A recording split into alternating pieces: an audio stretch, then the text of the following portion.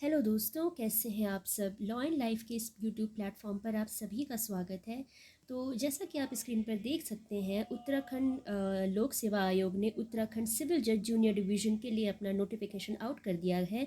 साल 2021 जाते जाते आपको बहुत सारी खुशियां देकर जा रहा है। जैसा कि आप सबको पता है कि हाल ही में एमपी जुडिशरी का भी नोटिफिकेशन आउट हुआ है, जिसमें टोटल 123 सीट्स हैं। और उत्तराखंड जुडिशरी ने अपने यहाँ 13 पोस्ट के लिए नोटिफिकेशन आउट किया है।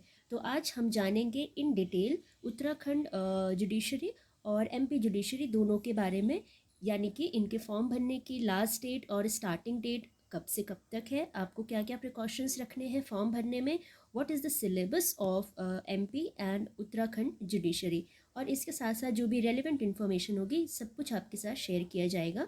तो वीडियो को लास्ट तक देखिएगा, आपको सारी जानकारी यहाँ पर मिलने वाली है। तो आज के आज यानी 31 दिसंबर को ही ये नोटिफिकेशन आउट हुआ है। अगर आप उत्तराखंड जुडिशरी का फॉर्म भरने के लिए इंटरेस्टेड हैं तो लास्ट डेट इज़ 20 जनवरी 2022, ठीक है। यानी 20 जनवरी तक आप उत्तराखंड जुडिशरी के लिए फॉर्म भर सकते हैं। देखिए, अगर एक चीज़ बच्चों के दिमाग में आ रही है कि मैम सिर्फ 13 सीट्स हैं, सीट्स तो बहुत कम है ना। तो देखो, ये बात सही है, इसमें कोई डाउट नहीं है कि सीट्स कम है। लेकिन आप अगर यूपी की प्रिपरेशन कर रहे हैं, ठीक, या आप किसी भी नॉर्दर्न स्टेट की प्रिपरेशन कर रहे हैं जहाँ पे most of the syllabus is same. मैंने नॉर्दर्न स्टेट इसलिए बोला क्योंकि जब आप दूसरे स्टेट्स में जाते हैं, स्पेशली सदर्न या फिर उधर गुजरात साइड वेस्टर्न स्टेट्स जा रहे हैं, या फिर आप ईस्टर्न स्टेट्स जा रहे हैं, तो थोड़ा सा लैंग्वेज बैरियर आता है जिसकी आपको तैयारी अलग से करनी पड़ती है। बट जो नॉर्दर्न स्टेट्स हैं यानी सेंट्रल नॉर्दर्न स्टेट्स हैं, वहाँ पे आपको 90% of the syllabus totally same मिलता है। इस वजह से आप किसी भी स्टेट की तैयारी अगर कर रहे हो तो आप एग्ज़ाम के लिए अटेम्प्ट ज़रूर दीजिए। इसमें बिल्कुल भी आपको कोताही नहीं बरतनी है। तो एक बार हम देख लेते हैं जो अनारक्षित सीट है, दैट इज़ 11 सीटें हैं अनारक्षित, यानी कि जो जनरल सीट जिसे हम बोलते हैं।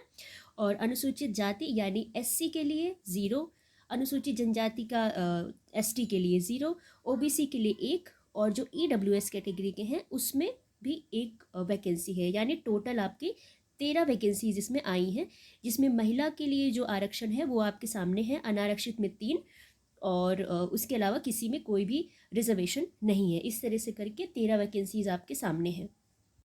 अब इसके बाद जो नेक्स्ट इंपॉर्टेंट बात है, that is what is the qualification. Qualification कुछ भी नहीं है, बहुत आसान है। पहली चीज़ तो आप बीए एलएलबी या फिर आप bachelor of law BA LLB BSc LLB, कोई भी एलएलबी आपने कर रखी हो, या आपने सिंपल एलएलबी भी किया है आफ्टर योर ग्रेजुएशन, वो अगर कंप्लीटेड है from any university of Uttarakhand या इंडिया की किसी भी रिकॉग्नाइज्ड यूनिवर्सिटी से, तो you are eligible for this exam. उसके साथ साथ आपको देखिए देवनागरी स्क्रिप्ट यानी आपको हिंदी के बारे में जानकारी होनी चाहिए।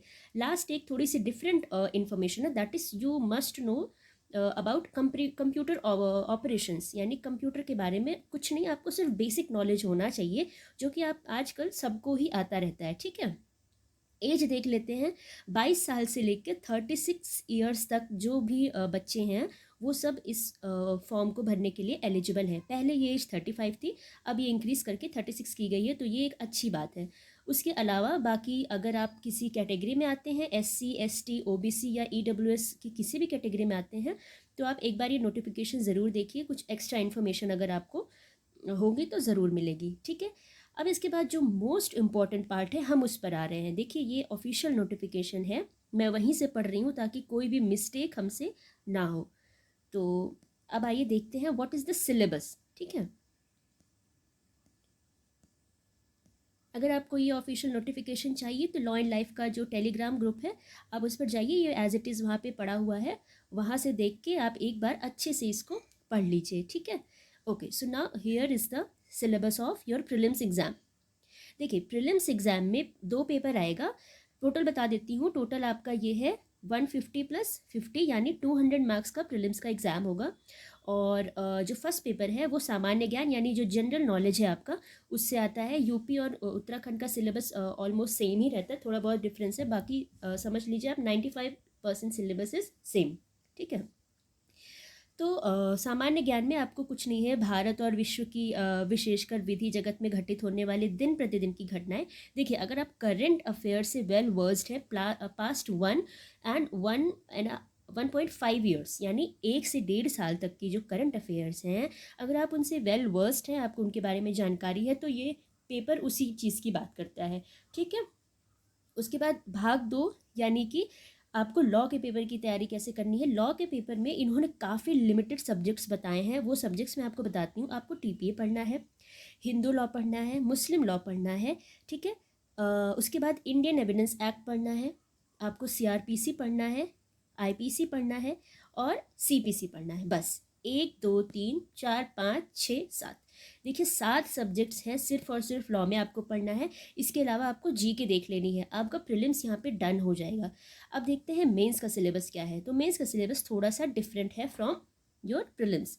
तो इसमें एक पेपर आता है आपका प्रेजेंट डे का। प्रेजेंट डे में कुछ नहीं होता, इसमें भी आपके वो जनरल अवेयरनेस को ही देखते हैं कि आप कितना अवेयर हो सोसाइटी, कंट्री और इन सब सारी चीज़ों को लेके। इंटरनेशनल लेवल पे भी क्वेश्चंस पूछ सकते हैं।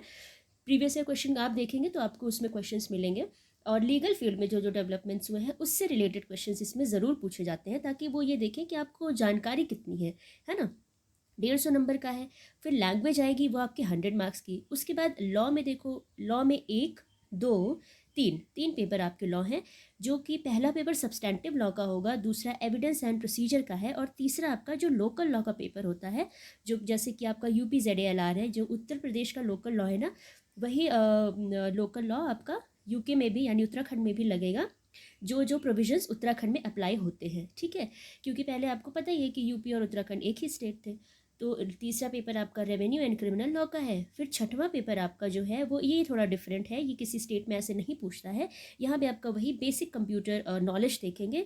100 नंबर का है, जिसमें आपको मिनिमम 40 मार्क्स लेके आने होंगे। इसमें वो आपसे ये कराते हैं कि अगर आप ये सारे पेपर्स क्लियर कर लेंगे, यानी आप मेंस लिख रहे हैं, तो आपको वो एक एक रूम में ले जाएंगे और वहाँ पे आपको कंप्यूटर पे वो कुछ MS Word, MS Excel, PowerPoint, इस तरह की चीज़ें आपसे करा के देखेंगे। अगर आपको आता रहेगा तो आपको आसानी से 40 नंबर इसमें मिल जाएंगे। इसमें कोई टफ नहीं रहता है, इतना आजकल हम सभी लोगों को आता है। और मान लीजिए आपको लगता हो कि हमें दिक्कत है, हमें नहीं आ रहा है, तो कोई बात नहीं। आपका प्रीलिम्स, जब आपको लगेगा कि प्रीलिम्स मेरा निकल रहा है, मेंस की तैयारी आप करते रहेंगे, तो उधर बीच आप हफ्ते 10 दिन का कहीं किसी इंस्टीट्यूट में जाके, जो कैफ़े वगैरह होती है, आप बात करके थोड़ी बहुत चीज़ें वहाँ सीख सकते हैं।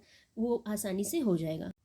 And last one is your interview. तो इंटरव्यू भी 100 नंबर का होता है, जिसमें अगर आप उत्तराखंड के बाहर के हैं तो थोड़ा सा आपको उत्तराखंड के बारे में जानकारी रखनी पड़ेगी। आपसे ये क्वेश्चन ज़रूर पूछा जाएगा कि why do you want to come to Uttarakhand, और इस तरह से। इसके अलावा तो पर्सनालिटी टेस्ट ही होता है, वो आपको पता है, आप इतनी तैयारी करके गए हैं तो आपको ईजी रहेगा आंसर्स देने में।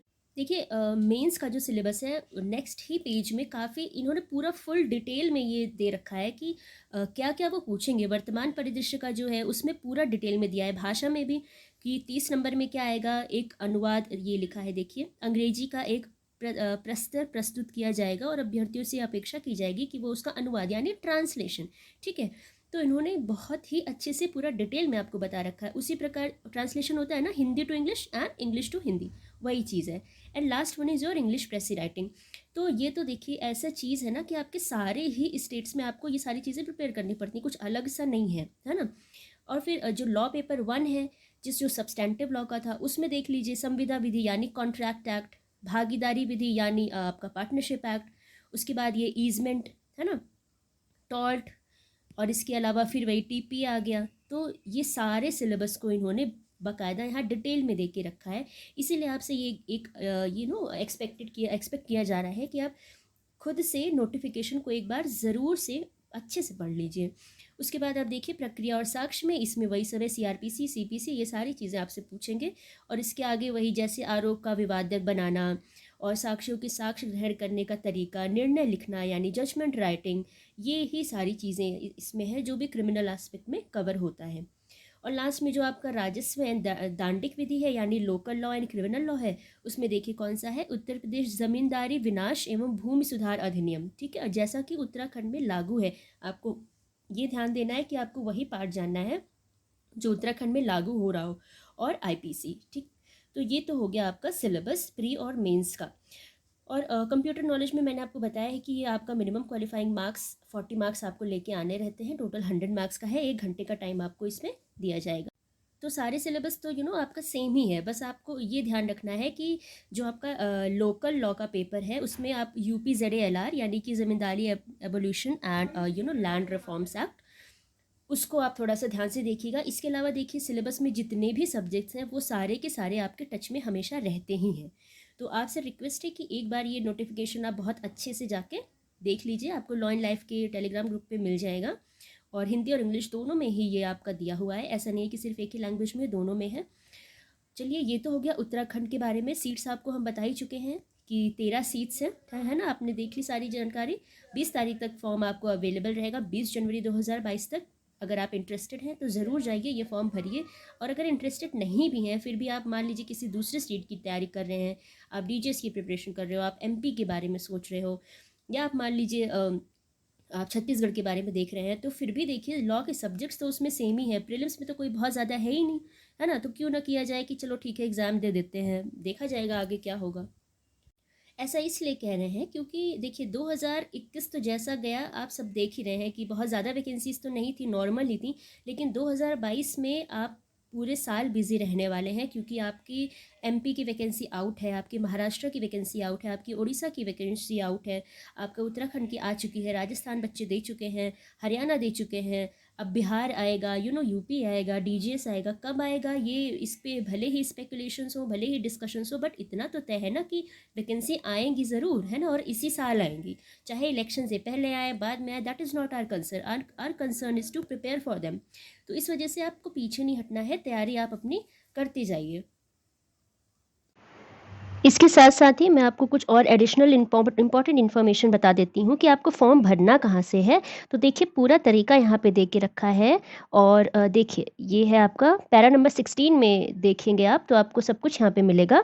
आपको कुछ नहीं करना है, आपको upsc.gov.in पर जाना है, और वहाँ पे आपको फिर मेन्यू बार में जाके अप्लाई नाउ पर लिंक क्लिक करें, और उसके बाद ये सारा प्रोसीजर है, ठीक है। तो आपको कहीं भटकने की ज़रूरत नहीं है, आपको सब कुछ यहाँ मिलेगा, और ये पूरा तरीका इन्होंने दे के रखा है। इसके अलावा गाइस मैं एक बहुत ही इम्पॉर्टेंट बात आपको बताना चाहूँगी, जो बहुत अच्छा एक इनिशिएटिव है उत्तराखंड पब्लिक सर्विस कमीशन का, वो है फ़ी, यानी कि कितनी फ़ी आपको पे करनी पड़ेगी, कितना शुल्क आपको देना पड़ेगा फॉर्म भरने के लिए। तो देखिए इन्होंने क्लियरली यहाँ पे दे के रखा है, क्योंकि कोविड-19 की वजह से रोजगार एवं अर्थव्यवस्था पर बहुत प्रतिकूल प्रभाव पड़ा है, इस वजह से इन्होंने फ्री ऑफ कॉस्ट रखा है, कोई भी शुल्क आपको नहीं पड़ेगा। जी हाँ, आपको कोई भी ₹0, एक भी पैसा नहीं पे करना है फॉर्म भरने के लिए।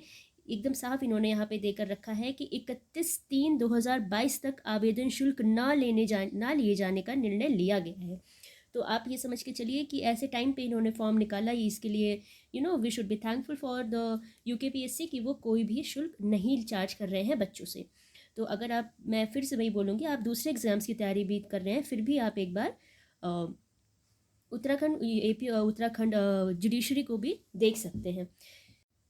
तो ये वो सारी इन्फॉर्मेशंस रहीं जो मुझे इम्पॉर्टेंट लगी कि आपको बताना चाहिए, मैंने सारा बताया है। उसके अलावा भी आपको फिर से बोलूँगी कि आप ये नोटिफिकेशन एक बार खुद से पूरी तरह अच्छी तरह से पढ़ जाइए। अगर आपको कहीं पे भी डाउट होगा तो वो सब कुछ आपका क्लियर हो जाएगा, हर चीज़ यहाँ पे दी हुई है। अब चलिए हम देखते हैं MP जुडिशरी के बारे में कि MP की वैकेंसी जो आई है उसकी लास्ट डेट क्या है, व्हाट इज़ द सिलेबस, और कैसे आपको उसकी तैयारी करनी है, क्या चीज़ें हैं। तो MP की जो वैकेंसी है वो आपके 21 दिसंबर को ही आ गई थी। आप में से मैक्सिमम स्टूडेंट्स को इसके बारे में पता होगा। इसमें जो ऑनलाइन आवेदन करने की प्रारंभिक तिथि है, यानी कब से ऑनलाइन आवेदन आपका स्टार्ट हुआ है, वो 29 दिसंबर से हुआ है, यानी आज से 3 दिन पहले ये स्टार्ट हो चुका है। लास्ट डेट आपकी 27 जनवरी है, यानी अगर आपको उत्तराखंड भरना है तो 22 आपके पास लास्ट डेट है, और अगर MP भरना है तो 27 आपके पास लास्ट डेट है। इसमें देखिए सबसे पहली चीज़ तो जो हम देखेंगे वो नंबर ऑफ़ सीट्स हैं। तो यहाँ पे टोटल 123 सीट्स पर ये एग्ज़ाम ले रहे हैं, जो कि जनरल सीट आपकी 62 है, अनुसूचित जाति यानी शेड्यूल कास्ट की आपकी 19 है, ST की 25 है, एंड OBC का 17 सीट्स है, ठीक है। टोटल 123 सीट्स पर ये एग्ज़ाम हो रहा है। एज के बारे में बात करें तो 21 साल से लेके 35 साल तक के बीच में अगर आप हैं तो आप ये फॉर्म भर सकते हैं, ठीक है ना। अब इसके बाद आगे देखते हैं कि और भी क्या इंपॉर्टेंट इन्फॉर्मेशन है।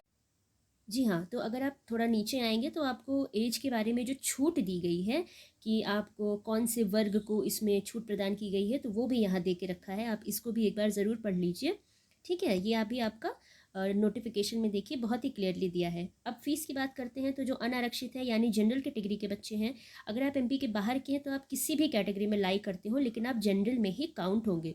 तो जो फ़ी आपको पे करनी है to apply for this exam that is 1047 rupees. और अगर आप आरक्षित वर्ग के हैं यानी आप किसी कैटेगरी में फॉल होते हैं SC ST और OBC, तो आपको जो फीस देनी है दैट इज़ 647 रुपीज़। और जब आप मेंस लिखेंगे तो मेंस के लिए आपको 283.20 इतना पैसा आपको पे करना रहेगा।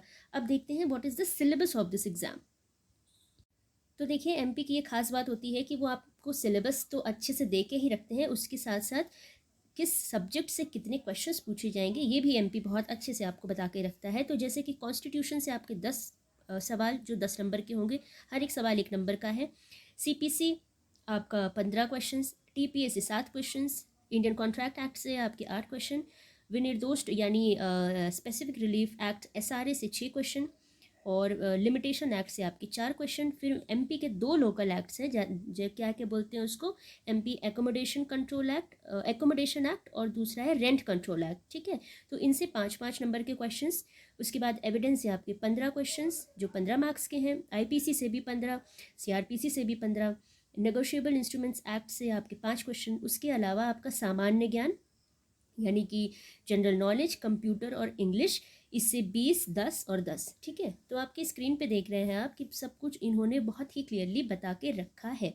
तो टोटल आपके 150 मार्क्स का ये पेपर होता है, 150 क्वेश्चंस होते हैं। देखिए एमपी के बारे में एक खास बात मैं आपको भी बता दूं, जो भी चीज़ें बता रही हूँ वो सब आपके इसमें दिया है, पर ये जो बात बताने जा रही हूँ ये इस नोटिफिकेशन में कहीं पे भी नहीं दिया है। वो इंपॉर्टेंट बात ये है the cut off of MPCJ। देखिए अभी तो कट ऑफ के बारे में कुछ भी कहना बिल्कुल सही नहीं होगा, फिर भी जो प्रीवियस ईयर्स के ट्रेंड्स चल रहे हैं उसको देख के हम ये कह सकते हैं कि एमपी में कट ऑफ थोड़ी हाई जाती है। देखिए 150 नंबर के आपका क्वेश्चन पेपर होता है, जिसमें जो आपका कट ऑफ है वो आप समझ लीजिए, अगर आप अपने क्वेश्चन 125 से लेके 130 तक सही मिनिमम सही करके नहीं आए हैं तो आप समझ लीजिए कि बहुत मुश्किल हो जाता है एमपी में प्रीलिम्स ही क्वालिफाई करना, है ना। तो अगर आप एमपी के लिए एम कर रहे हैं तो आप बिल्कुल ये चीज़ ठान लीजिए कि आपको कोई भी पार्ट छोड़ना नहीं है, जितने भी सिलेबस में है प्रीलिम्स के या फिर मेंस के। और आप अपना एम जो लेके चलेंगे वो आप लेके चलेंगे 140 से लेके 145 क्वेश्चंस, यानी इतने मार्क्स, क्योंकि 1 नंबर का एक क्वेश्चन है और एमपी में नेगेटिव मार्किंग नहीं होती है। ठीक है, देखिए उत्तराखंड में तो आपकी 1/4 नेगेटिव मार्किंग थी, ठीक है, बट एमपी में कोई भी नेगेटिव मार्किंग नहीं है। तो आप अपना टारगेट लेके चलेंगे 140 से लेके 145, तब जाके कहीं आप लाई करेंगे 127, 130, क्योंकि मिस्टेक्स तो हो ही जाती हैं, है ना, जो हम नहीं समझ पाते तब भी हो जाती हैं, तब जाके आपका प्रीलिम्स क्वालिफाई होगा। और देखते हैं हम मेंस के बारे में भी देख लेते हैं। 400 मार्क्स का आपका ये मेंस का पेपर होता है, जिसमें देखिए ये आपका पहला पेपर जो होगा 100 नंबर के होते हैं, भारतीय संविधान यानी कॉन्स्टिट्यूशन, सीपीसी, आपका टीपीए और कॉन्ट्रैक्ट एक्ट, उसके अलावा ये परिसीमा यानी कि लिमिटेशन एक्ट और SRA। पहला पेपर ये होता है। दूसरा पेपर आप देख सकते हैं, इसमें आपको लेख लिखना है यानी you have to write an essay. एक आपको जनरल टॉपिक पे लिखना है, दूसरा आपको लीगल टॉपिक पे लिखना है। संक्षिप्तीकरण मतलब होता है कि आपको प्रेसी राइटिंग करनी है। उसके बाद अलावा आपको 2 ट्रांसलेशन है, Hindi to English and English to Hindi. देखिए यूके यानी उत्तराखंड और एमपी के पेपर में कितनी सिमिलैरिटी है ना, थोड़ा बहुत डिफरेंस तो रहेगा ही, लेकिन majority of the paper is same. फिर थर्ड पेपर जो आपका है उसमें आपका आईपीसी है, एविडेंस एक्ट है, सीआरपीसी है, नेगोशिएबल इंस्ट्रूमेंट्स एक्ट है, और एमपी के जो दोनों लोकल लॉज हैं यानी एकोमोडेशन एंड रेंट कंट्रोल, वो दोनों हैं। ठीक, उसके बाद नेक्स्ट पेपर जो है वो आपका फोर्थ है, जो 100 नंबर का वो भी है, जिसमें आपको जजमेंट राइटिंग करनी है। यहाँ पे आपको चार्जेस फ्रेम करने हैं, आपको जजमेंट लिखना है, एक सिविल लिखेंगे एक क्रिमिनल लिखेंगे। ठीक है, तो ये एक थोड़ा सा डिफरेंट पेपर होता है, लेकिन क्योंकि ये लॉ के स्टूडेंट्स हैं आपको जजमेंट राइटिंग तो आनी ही चाहिए, आप जज बनने जा रहे हैं और आप जज ज़रूर बनेंगे, है ना। तो आप इस पेपर पर थोड़ा सा कॉन्सेंट्रेट करिएगा, आपके काम आएगा ये एमपी में भी, यूपी में भी, उत्तराखंड में भी। आप अगर महाराष्ट्र दे रहे हैं तो महाराष्ट्र में भी ये काम आएगा, अगर आप राजस्थान दे के आए हैं, अगर हरियाणा, दिल्ली, कोई भी पेपर आप दो, या तो ये इस फॉर्म में ये पेपर होता है जहाँ पे आप प्लेन एंड रिटन स्टेटमेंट लिखते हैं, या तो इस फॉर्म में होता है जहाँ पे आप जजमेंट लिखते हैं, चार्ज फ्रेम करते हैं, है ना। तो कोई भी ऐसा नहीं है कि बहुत ही अलग सा है, ये बिल्कुल सेम है।